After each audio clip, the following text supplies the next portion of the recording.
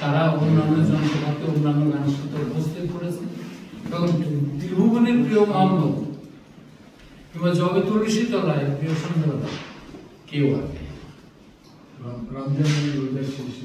ওটা ওটা ওই যে একবারে রেডিওতে টিভিতে সব হতো না, এখন আর ওটা হয় না। আর কারারের অপবাদে বিশেষ একটা দিনে দাপিয়ে গাই বটে, অর্থ বোঝে না। রবীন্দ্রসঙ্গীত যারা গায় তারা এবং আমার ছাত্রদের রবীন্দ্রসঙ্গীত যারা গায় তারা গানটা সুর তাল যায় করে করে গায়ে হাততালি পায়, কিন্তু গানটা আসলে পড়েও না, গান অর্থ জানে না।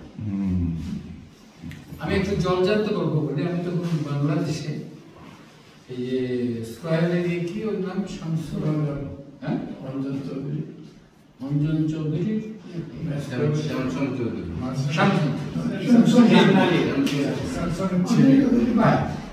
ওনার মৃত্যু দিবসে একটা অনুষ্ঠান হচ্ছে এবং আমি আমার বাসায় বসে গানটা শুনছি। এই গানটা হচ্ছে আমার যাওয়ার সময় হলো দাও বিদায়। এখন জলজান্ত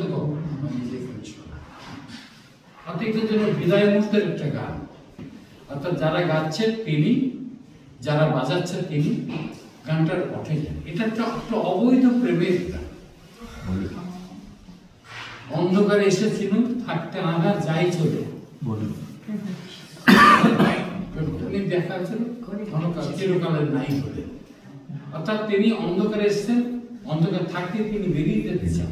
এই অবৈধ প্রেমকে আমি অবৈধ কথাটা আপনার প্রেম প্রতিষ্ঠ সব অবৈধ বললে সবসময় অবৈধ, আর না হলে অবৈধ নয়। প্রেম আমাদের জীবনের আছে।